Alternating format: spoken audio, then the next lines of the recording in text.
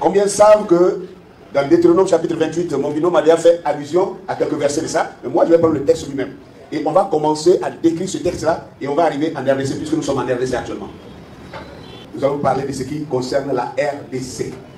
Et chacun en sortant ici, ou bien vous acceptez, ou bien vous rejetez, mais vous n'aurez pas de preuve pour combattre ça. Moi je vous le dis d'avance. Si vous refusez, vous allez refuser par la religion. Parce que vous êtes religieux et que ça ne cadre pas avec les enseignements de votre église. Mais ça ne sera pas au nom de la vérité. Parce que si vous voulez la vérité, vous n'avez pas de choix que de dire amen à ça. Parce qu'il n'y a pas de voie de contournement. Vous êtes prévenus. Deutéronome chapitre 28. Pour ceux qui ne connaissent pas ce texte-là, du verset 1 au verset 14, c'est là où l'Éternel dit à Israël, il parlait à Israël, il ne parlait pas à toutes les nations. Il parlait à Israël en disant, Israël, les lois, mais du commandement que je t'ai donné là, les lois que je t'ai données, c'est prescrit à Moïse là, si tu les respectes, si tu obéis à ces lois, et que tu appliques ces lois correctement, tu seras toujours la tête et non la queue. Vous suivez bien? Il dit, tu sortiras derrière tes ennemis et tu vas revenir vainqueur. Il dit, tes ennemis viendront contre toi par un seul chemin, ils vont repartir par 7 chemins. Bénédiction partout. Bon, ça c'est quand tu obéis, hein. Maintenant, quand il arrive au verset 15, il dit, mais si tu n'obéis pas, tout ce qu'il a dit, depuis le verset 1 jusqu'au verset 14, il commence à dire le contraire. Il dit maintenant, tu seras la queue et non la tête. Il dit que tu emprunteras et que l'ennemi sera au-dessus de toi, etc., etc., etc. Bon, maintenant, avant qu'on lise, je voudrais vous demander, est-ce qu'Israël a obéi à la loi de Dieu? Non. Donc, ça veut dire que la bénédiction n'est plus pour Israël. Ça veut dire que ce qui reste à Israël, parce que Dieu lui a dit, si tu désobéis, c'est toute la malédiction qui va tomber sur toi.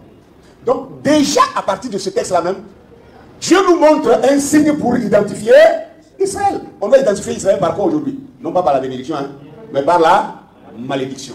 Parce qu'il est clair qu'Israël a reçu le Messie et qu'Israël a rejeté son Messie, comme le disait mon binôme tout à l'heure.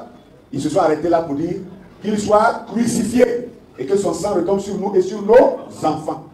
C'est depuis ce temps-là que les malédictions qui avaient été écrites dans Deutéronome 28 là ont commencé à tomber sur eux. N'est-ce pas? Lisons maintenant ces malédictions et on va voir ce qui s'est passé réellement. Le peuple africain a un problème sérieux. C'est que les Africains ne cherchent même pas à connaître leur propre histoire. C'est bizarre que dans cette salle-là, il y a certaines histoires qui concernent la RDC. Que moi qui suis en Côte d'Ivoire, je les maîtrise et que beaucoup d'Ivoiriens, beaucoup de Congolais ici sont ignorants de la chose. C'est terrible. Nous allons entrer dedans tout à l'heure. Donc prenons ensemble Deutéronome 28. Deutéronome chapitre 28. Je veux gagner en temps parce que si je veux lire du verset 15 jusqu'au verset 68, on va arriver à 19h. C'est pas bon. Je vais commencer à partir du verset 29 et puis on va sauter et lire des versets clés jusqu'au verset 68 qui est le dernier verset. Et je crois que quand on va arriver au dernier verset, ce sera clair dans l'esprit de chacun de vous qui est hébreu et qui ne l'est pas. Ok? Deutéronome 28 à partir du verset 29. La Bible dit, et tu tâtonneras en plein midi comme l'aveugle dans l'obscurité, tu n'auras point de succès dans tes entreprises, et tu seras tous les jours opprimé, dépouillé, et il n'y aura personne pour venir à ton secours. J'ai dit qu'on va parler de la RDC parce que nous sommes en RDC actuellement. Je vais vous dire une chose. Pour ceux qui sont nés à Kinshasa, qui ont un petit boulot un peu coquette, qui ne sont pas allés à l'est de la RDC, au moins vous entendez les nouvelles qui viennent de là-bas. Tu seras dépouillé. N'est-ce pas? Il dit tu seras opprimé tous les jours, opprimé et dépouillé. Et il n'y aura personne pour venir à ton secours. Qu'est-ce qui se passe à l'est de la RDC? Est-ce que c'est moi qui dois vous décrire ça? Opprimé. Que veut dire opprimé? Quelqu'un qui est écrasé tous les jours, c'est-à-dire on lui inflige toutes les injustices et il souffre, il crie au secours, personne. Je viens d'apprendre qu'il y a 350 un soldat ukrainien qui quitte la RDC pour retourner chez eux parce que leur pays est en guerre, ils vont aller s'occuper de leur pays maintenant. Est-ce que vous saviez qu'il y avait des Ukrainiens sur votre territoire? Ils sont venus quel jour? Ça n'a pas été annoncé, vous ne savez pas. C'est quand ça chauffe qu'ils s'en vont maintenant qu'on entend parler. Vous vous imaginez combien de forces armées des nations puissantes sont sur votre territoire qui utilisent des enfants dans les mines, qui tuent, qui violent les femmes. On entend la nouvelle, qui violent les femmes, qui massacrent les gens. Parce qu'il faut créer la terreur pour que les populations dégagent les lieux, pour laisser les terres libres pour qu'eux ils creusent. C'est ça la stratégie. Et la Bible dit que tu seras opprimé, dépouillé, et il n'y aura personne pour venir à ton secours. Casques bleus sont là, ils tiennent les fusils, on viole les femmes devant eux, et puis ils disent donc qu'eux ils sont là pour maintenir la paix. Donc ils n'ont pas le droit d'intervenir. Mais c'est quoi la paix alors? C'est quoi la paix? Quand on viole les femmes, quand on tue les enfants, et que vous avez les fusils que vous ne pouvez pas agir, parce que vous êtes là pour maintenir la paix, c'est quoi la paix? Vous ne voyez pas que c'est le diable? Mais notre christianisme est attaché à ces gens-là. Nous continuons au verset 30. Deutéronome 28, verset 30. Tu auras une fiancée et un autre homme couchera avec elle. Tu bâtiras une maison et tu ne l'habiteras pas. Tu planteras une vigne et tu n'en jouiras pas. Il dit, tu auras une fiancée. Ça c'est sexe, colonie. Sexe, colonie. Tu auras une fiancée et un autre couchera avec elle. Tu bâtiras une maison et tu ne l'habiteras pas. Tu planteras une vigne et tu n'en jouiras pas. Excusez-moi, moi je viens d'un pays qui est le premier producteur de cacao, qui est deuxième producteur de café, c'est-à-dire la Côte d'Ivoire est un pays agricole. Mais je suis désolé de vous dire que malgré toutes ces choses-là, comment toi tu cultives ton champ, tu récoltes tes produits, et celui qui vient acheter, c'est lui qui te fixe le prix. Vous comprenez ça? C'est lui qui fixe le prix auquel il va acheter. Est-ce que les véhicules que les Européens fabriquent et nous envoient ici, là, c'est nous qui fixons le prix auquel on veut acheter? C'est eux qui nous fixent les prix. Exorbitants d'ailleurs. Mais quand il s'agit de nous, c'est eux encore qui viennent fixer les prix. Ça veut dire que tu plantes ta vie, tu n'en jouis pas. Tu travailles dur, tu ne manges pas le fruit de ton travail. J'ai dit, il dit que tu auras une fiancée et un autre couchera avec. Souvenez-vous de la traite négrière. Ces blancs-là sont venus ici, ils ont fait de la safari. Ils couchent avec nos femmes, ils ont couché avec nos femmes, nos mamans, ils ont fait ce qu'ils voulaient avec nos parents, une maltraitance incroyable. Venir prendre quelqu'un, prendre sa femme devant lui, coucher avec sa femme, sous ses yeux, et il n'a pas de mots à dire. Et cette sanction-là, Dieu a dit qu'il a adressé ça à quel peuple? À Israël. Commencez à réfléchir. Verset 32. Tes fils et tes filles seront livrés à un autre peuple, tes yeux le verront et l'endiront tous les jours après eux, et ta main sera sans force. Qu'est-ce que ça voulait dire? Vous ne voyez pas la traite négrière ici? Tes fils et tes filles seront livrés à d'autres peuples. Tes yeux vont voir, on vient arracher tes enfants sous tes yeux. Et on les met dans les bateaux pour les envoyer en esclavage. Et tes yeux vont voir, et ta main sera sans force. Pourquoi? Parce que tu as rejeté l'Éternel ton Dieu. Et ça, cette parole-là est adressée au peuple qu'on appelle Israël. Pendant que je dis ça, vous qui êtes convaincus à 100% que ceux qui sont assis en Palestine là-bas sont les Juifs de Dieu, Israël de Dieu, commencez à réfléchir s'ils ont vécu ça. Vous m'entendez? Commencez à réfléchir. Est-ce que ces gens ont vécu ça? Ces Khazars qui sont en Palestine actuellement, est-ce qu'ils ont été livrés à d'autres peuples? Qui livrait les gens? C'est eux. Beaucoup ne savent pas que dans la traite négrière, ceux qu'on appelle les Juifs aujourd'hui, c'est eux qui venaient acheter nos parents, qui attrapaient nos parents pour aller les vendre.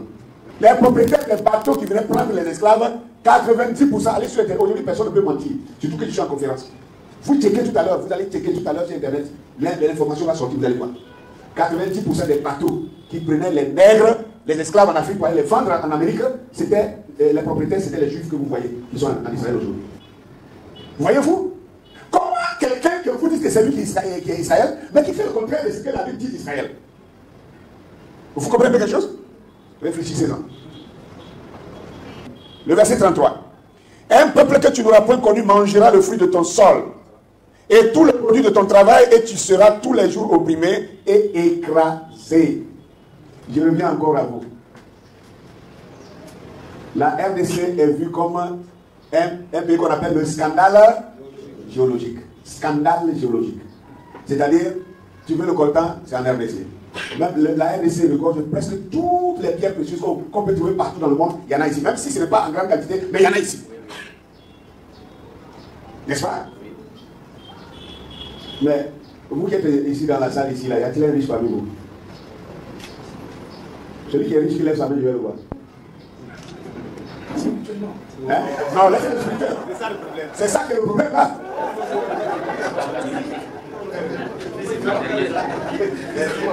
Mon ami, même quand on cite les spirituels, il n'y a même pas un Congolais dedans. Dans les livres que les gens ont écrits, oui, dans les livres que les gens ont écrits, on dit les héros de la foi. Il y a quel Congolais qui est dedans? Hein? Parmi les héros de la foi, il y a un Congolais dedans. Alors, donc c'est quel spirituellement? Soyons francs envers nous-mêmes. Il n'y en a pas. Bon, l'écriture dit quoi? L'écriture nous dit ici, un peuple que tu n'auras point connu mangera le fruit de ton sol et tous les produits de ton travail. Et tu seras tous les jours opprimé et écrasé. C'est-à-dire, toi tu es assis sur les richesses et tu n'en profites pas. Vous connaissez les lois secrètes qu'ils ont avec nos chefs d'État. Excusez-moi. Parce que ça, je ne parle pas seulement de ça, c'est toute l'Afrique. Et ça a été signé depuis les indépendances. C'est-à-dire, l'Africain a le droit, tout ce qui est sur la surface de la terre, ça appartient aux Africains. C'est-à-dire, tu peux cultiver ton gombo, ton manioc, ton maïs, pour faire ton matembele. Tu fais ton quoi? Tu fais ton kondou, tu manges, ça s'arrête là. Mais tout ce qui est en dessous de 5 mètres du sol, ça appartient au pays colonisateur. Voilà pourquoi ils viennent prendre tout ça, ça leur appartient d'après. Voilà pourquoi vous n'avez aucun droit là-dessus. Est-ce que vous comprenez ça? Ce sont des lois qui sont là. Donc un peuple que tu n'auras pas connu viendra, il va manger le fruit de ton sol, et ensuite il t'écrase, et tu ne peux rien lui faire. Dites-moi, c'est à quel peuple cela arrive? Si ce n'est pas le peuple africain. Est-ce que ça arrive à ceux qui sont en Palestine que vous appelez juifs? C'est eux qui ont les avions bombardiers, c'est eux qui ont les tanks, c'est eux qui ont les armes nucléaires. C'est que vous ne savez, beaucoup de personnes ne savent pas que ceux qu'on appelle juifs qui sont en Israël actuellement, c'est dans leur groupe là, c'est ceux-là qui contrôlent les banques du monde entier.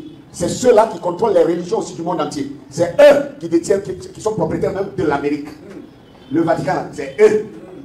La France, l'Angleterre, l'Allemagne, la Suède, la Belgique, tout, c'est eux. C'est eux qui contrôlent tout ça. Toutes ces positions-là, c'est eux. Alors, or, la prophétie sur Israël ici ne promet pas qu'Israël serait puissant. Parce qu'Israël a péché, donc sa position de puissance, il l'a perdue. Donc il tombe plus bas pour être maintenant sous la malédiction. Et vous continuez encore d'indexer ces gens-là comme étant Israël. Ou bien nous sommes un but de notre religion. Et la religion nous endoctrine et nous refusons la vérité. Nous continuons. Et il dit au verset 41, tu engendreras des fils et des filles et ils ne seront pas à toi, car ils iront en captivité. Il parle à quel peuple? Ici, là, Dieu s'adresse à qui? À Israël. Que tu vas engendrer des fils et des filles qui ne seront pas à toi, parce qu'ils vont aller en captivité.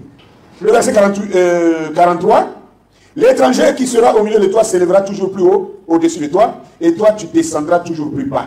Est-ce que c'est parce que vous vivez ici? Mon frère l'a dit ici le matin, un Chinois qui arrive ici, il est malheureux, peut-être même il sort de prison. D'ailleurs, même, vous ne savez pas, tous les Chinois qui viennent en Afrique, c'est des prisonniers, ils viennent purger leur peine. Combien savent ça? Donc je ne dis pas ça pour me moquer, hein. C'est la vérité. Alors quand il arrive là, il a peut-être 2 mois pour commencer une activité, au bout de 6 mois, il devient milliardaire. Et le Congolais assis là, crèchant. Qu'est-ce que la Bible dit? Que l'étranger qui sera au milieu de toi s'élèvera toujours plus haut au-dessus de toi. Et toi, tu descendras toujours plus bas. Est-ce que c'est parce que vous vivez? Est-ce que c'est parce que vous vivez ici? Est-ce que c'est parce que chaque Africain vit dans son pays? Mais qu'est-ce qui arrive? C'est la malédiction de Deutéronome 28, qui n'est pas adressée à tous les peuples, hein, mais qui est adressée au peuple d'Israël, aux Hébreux, aux Juifs. Et vous allez me dire que vous n'êtes pas ces gens-là. Ok, nous continuons. Le verset 44. Il te prêtera et tu ne lui prêteras pas. Il sera la tête et tu seras la queue. C'est pas ça qui nous arrive ici. Moi j'ai vu un documentaire réalisé dernièrement par Alain Foucault dans votre pays ici. C'est pitoyable que les autorités même congolaises ne peuvent pas arriver à certains endroits de leur propre pays. Les Chinois ont occupé ça et même l'avion n'a pas le droit de survoler ça. Waouh! Et vous vous asseyez là pour dire non, ce n'est pas nous. D'accord, que ce ne soit pas vous, mais moi, je suis un fils hébreu. Et je reconnais ça. Si tu ne reconnais pas, il reste dans ton église, tu vas pourrir là-bas. Je ne connais pas les églises, je connais Israël. Verset 48. Tu serviras au milieu de la faim et de la soif, de la nudité et de la disette, et de toutes choses tes ennemis que l'Éternel enverra contre toi. Il mettra un joug de fer sur ton cou jusqu'à ce qu'il t'ait détruit. Oh, montre-moi le joug de fer. Il mettra un joug de fer sur ton cou. Regardez-moi ces images-là. Regardez ces images. Est-ce que ça, ce n'est pas l'interprétation directe de cette écriture-là, comme on est en train de lire? Vous avez vu quel blanc qui a été enchaîné comme ça? Un Français, un Polonais, un Russe. Vous avez vu même un Chinois qu'on a enchaîné comme ça? Jamais de la vie. Le seul peuple sur la terre des hommes, jusqu'aujourd'hui, qui ait jamais subi ces traitements, des fers sur le cou. Si ce n'est pas des fers comme ça, c'est des chaînes. Hein? Faites défiler. Faites défiler les images qu'ils vont voir. Des chaînes, des fers sur le cou. Et la Bible dit clairement ici que tu serviras au milieu de la faim, de la soif, de la nudité, de la disette, de toutes choses, tes ennemis et l'Éternel, que l'Éternel enverra contre toi. Il mettra un joug de fer sur ton cou jusqu'à ce qu'il t'ait détruit. Et là, les Africains s'asseyent encore, gros nez comme le mien, pour discuter. Pour dire non, non, ça c'est Israël, c'est ceux qui sont assis là-bas. D'accord, montre-moi un seul blanc israélite là-bas qui a jamais été sous les fers où on a mis le joug de fer sur son cou. Regardez ça, regardez comment on peut maltraiter un homme comme ça. Vous savez pourquoi on mettait ça? Ça, c'est ceux qui travaillaient dans les cannes à sucre, dans les champs de canne à sucre, et le blanc ne veut pas qu'il mange même un morceau. Oui. Venons-en à la RDC. Je crois qu'il y a des personnes qui sont âgées ici, qui peuvent témoigner ça. Quand Léopold II a décidé d'industrialiser la Belgique, il avait besoin de caoutchouc. Et il envoyait les parents ici pour aller au champ, pour aller chercher le caoutchouc. Ce n'étaient pas des champs cultivés, c'était des éveillats qui ont poussé comme ça naturellement. Il fallait chercher, cueillir le caoutchouc pour remplir les paniers. Et on prenait leurs femmes en otage. Si tu ne remplis pas le panier que tu viens le soir, on coupe ta main. On coupe ta main et on fait fumer ta main pour mettre dans un panier. Et le matin, on verse les mains fumées. Regardez comment ils ont dit. Ça, ce n'est pas ailleurs, ce sont les parents congolais. Voilà ça. Découpés, les mains coupées parce qu'ils n'ont pas pu remplir les paniers des veillards. Vous connaissez cette histoire-là? Combien vous connaissez cette histoire? Hein? Alors, mais voilà, c'est une écriture biblique. Vous pensez que c'est un hasard? Ce n'est pas un hasard. C'était Deutéronome chapitre 28. Malédiction contre Israël. Voilà ça. Et même des enfants. Quel est ce peuple-là qui n'a pas de cœur? Quel est ce peuple qui n'a même pas de sentiment? Qui peut découper les mains même des enfants? Et c'est ceux-là on célèbre comme des chrétiens qui sont en plus puissants. Moi j'ai dit, si vous cherchez, attendez, changez vos manières de chasser le diable. Satan sort, comme si le diable était un esprit. Le diable a rempli l'Europe partout. C'est l'homme blanc. L'homme blanc est le diable. Parce que tu es noir, Satan est blanc.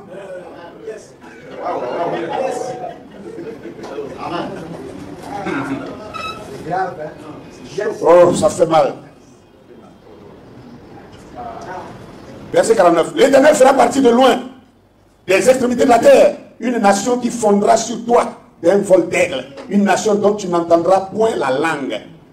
Ah, l'Éternel fera venir de loin. Regardez, vous voyez les mains, non? Les mains coupées, séchées. Et puis, ils sont fiers de s'arrêter pour tirer photo avec des gens qui souffrent. Ils tuent l'homme dans son âme. Et ils sont fiers. Il y a des images que j'ai présenté à Abidjan. Les gens ont commencé à... vraiment, la salle avait changé. J'ai dit non, arrêtez-moi ça. Comment vous pouvez comprendre que des gens viennent, ils assassinent les hommes dans un village, ils découpent leur tête, ils coupent, ils décapitent, et puis ils prennent les têtes saignantes comme ça, ils s'arrêtent comme ça, ils tirent des photos, ils finissent comme ça, et puis ils prennent les femmes, des blessés qu'on vient de tuer, leur sang coule encore là, on prend les femmes là pour aller les coucher. L'homme blanc, s'il vous plaît, c'est Satan lui-même en personne. Ne m'en voulez pas. Que le nom du Seigneur soit béni. Donc, il fondra un peuple qui viendra de loin et fondra sur toi d'un vol d'aigle. Vous voyez que ces gens-là, on dit d'un vol d'aigle. Vol d'aigle. Quel est ce peuple-là? Vous voyez, non? L'homme blanc qui viendra fondre sur toi d'un vol d'aigle. Il va prendre contrôle de toi et va te maltraiter comme ils l'ont bien fait. Deutéronome 28, 66 maintenant. Ta vie sera comme en suspense devant toi. Tu trembleras la nuit et le jour, tu douteras de ton existence. Aïe! Vous entendez les mots là? Tu vas douter même de ton existence. Toi, tu te poses la question si tu existes vraiment. Est-ce que toi tu vis? Est-ce que tu es...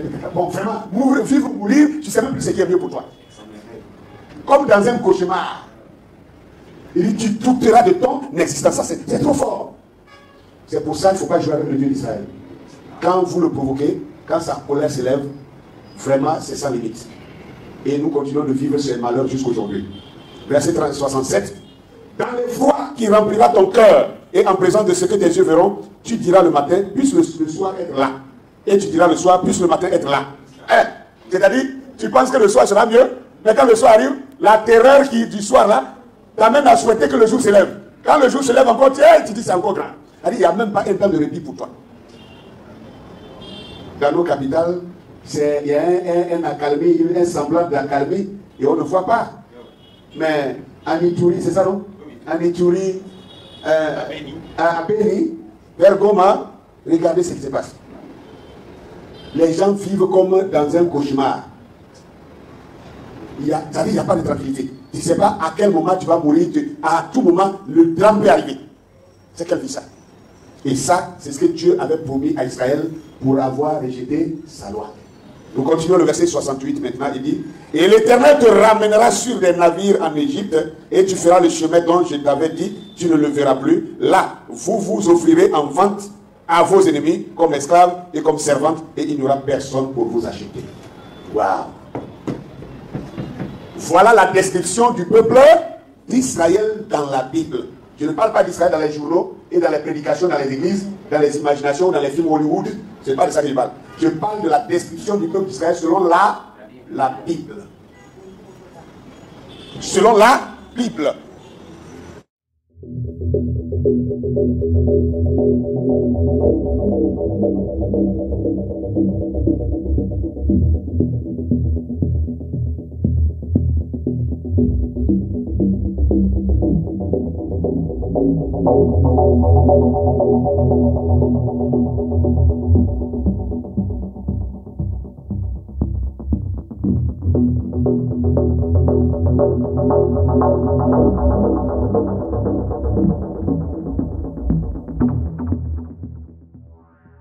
Merci beaucoup. Merci bien. J'ai bien compris cela. Je voudrais donner juste un petit élément de réponse là-dessus et puis venir maintenant sur la question ici. Vous savez, ce que vous évitez là, forcément ça va arriver. Et ça, c'est la Bible. Je peux vous donner des éléments de la Bible rapidement, au moins 2 versets, sinon il y en a beaucoup. Il y en a au moins 2 et puis on va passer. Hein? Ce qu'on veut éviter là, ça va arriver. Moi, dans mon livre, là, il y a une partie, j'ai dit que l'homme noir est le stabilisateur du monde. Hein? Le peuple noir est le stabilisateur du monde. C'est-à-dire, si l'homme noir, si l'homme noir avait les pensées de l'homme blanc il y a longtemps que le monde a explosé, c'est que l'homme noir subit, il supporte et puis il embrasse encore l'homme blanc. Hein? Non. S'il avait la pensée de l'homme blanc, il y a longtemps le monde n'existe plus. Ah oui. J'ai dit qu'on ne peut pas éviter ce qui doit arriver. Arriver.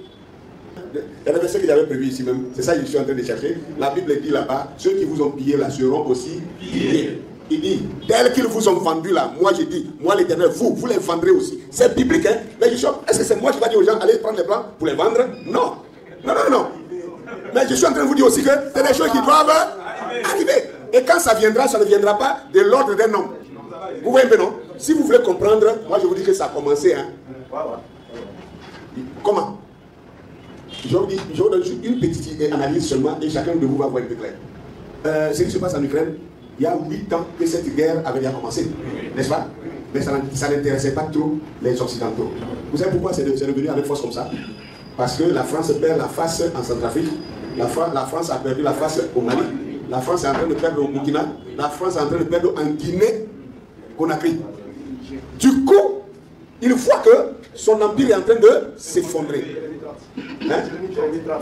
Merci. J'ai mis 37 attendez, on va lire ça tout à l'heure. Regarde ça. Alors, qu'est-ce qu'ils font? Ce qu'ils font là, c'est de la dissuasion. Ou du moins de la distraction. Ils sont allés emmerder Poutine à l'entrée de sa frontière pour l'occuper à une guerre, pensant qu'en faisant ça, Poutine va oublier l'Afrique et eux, ils vont revenir s'installer. Parce que pour dire vrai, c'est les Russes qui ont aidé la Centrafrique à chasser les Français. C'est eux qui ont aidé les Maliens à chasser les Français. C'est eux qui sont en train d'aider le Burkina. C'est eux qui sont en train d'aider la Guinée chasser les Français. Et bientôt, ils veulent, la Russie veut aider aussi le Niger. Il n'est pas parler chez moi. Hein? Vous voyez un peu, non? Donc, qu'est-ce qui est en train d'arriver? Si vous regardez bien ce qui se passe actuellement, les Européens avancent comme s'ils sont fous. Ils connaissent bien la puissance de la Russie. Sinon, pourquoi ils ont poussé l'Ukraine en lui disant il faut agir, il faut agir. Nous on est derrière toi. Si la Russie essaye, on va venir, on va l'attaquer. Quand ils ont commencé maintenant, ils disent venez m'aider, ils ne viennent pas. Et l'Ukraine est obligée de dire à la population fabriquer des cocktails Molotov contre des chars russes. Donc c'est la chute de l'Europe. Et quand l'Europe tombe comme ça, je vous assure, c'est l'Afrique qui va se lever. Bientôt, si vous voulez noter, bientôt, la manière dont les Congolais vont faire rang dans les ambassades, ils jeûnent et prient pour qu'on leur donne le visa pour aller en Europe, les Européens vont faire rang dans nos ambassades pour chercher à venir travailler ici. Ça a commencé en Espagne, les Espagnols viennent au Maroc déjà pour demander du travail. Donc, c'est pourquoi je dis qu'on le fait ou pas, ça va arriver. Jérémie 30, Jérémie 30, le verset 16, lis ça fort. Il dit, Jérémie 30, verset 16. Oui. Cependant, tous ceux qui te dévorent seront dévorés. Vous attendez, hein? Cependant, tous ceux qui te dévorent seront dévorés. Et tous tes ennemis, tous iront en captivité. Tous iront. De toute façon, ils t'ont amené en captivité là. Ils vont aller aussi en captivité. Oui. Ceux qui te dépouillent seront dépouillés. Ceux qui te dépouillent là seront aussi dépouillés. Et j'abandonnerai au pillage tous ceux qui te pillent. J'ai abandonné au pillage tous ceux qui te pillent. Mais je te guérirai. Mais toi, je te guérirai. Je panserai tes plaies. Car il t'appelle la repoussée. Car aujourd'hui, on t'appelle la repoussée. Cette Sion dont nul ne prend. Cette Sion dont nul ne prend souci. Voyez-vous? Ça, c'est pas le seul verset. Il y en a plein comme ça. Hein? C'est pourquoi j'ai dit, c'est que nous évitons là. Ça va arriver. Mais ce n'est pas nous qui allons dire aux gens, levez-vous pour aller les dépouiller. Non, non, non. Ça va venir naturellement. Vous pensez que si ce n'est pas la main de Dieu, qu'un petit premier ministre malien comme Choguel Maïga s'asseye là pour dire à la France, nous vous donnons, et il dit, partez de chez nous sans délai. Hey! Il dit sans délai. Alors, on dit quand un aveugle, chez nous on a un adage, quand un aveugle dit, je vais te lapider, c'est qu'il a déjà son pied sur le caillou. Donc, qu'on le veuille ou pas, ça va arriver. C'est un peu comme dans l'Apocalypse, je crois, après 18 ou 17 ans. 18 où Dieu a dit que la prostituée, la manière elle a versé le sang des saints là. Il dit verse-lui au double. Nous sommes au réveil d'Israël. Et tous ceux qui ont pillé Israël pendant toutes ces années seront eux-mêmes pillés. C'est ainsi que le Seigneur. On ne peut pas éviter ça. Mais nous sommes en train de dire que nous ici là, on n'est pas en train de vous dire allez attraper les blancs, faites-leur ceci. D'ailleurs, ce n'est même pas dans nos gènes. On n'est pas là pour ça. Regardez, guerre en Ukraine, et puis les Ukrainiens veulent déjà recruter des Africains pour aller se battre pour eux, pendant que chez eux là-bas, ils sont en train de lyncher les hommes noirs encore. Vous pouvez comprendre ça. L'homme noir, lui, il a fait quoi pour qu'en France, on le lynche? En Allemagne, on le lynche. Même en Chine, on le lynche. Même en Russie, on le lynche. En Amérique, là, c'est oh là là. Même sur notre propre territoire africain.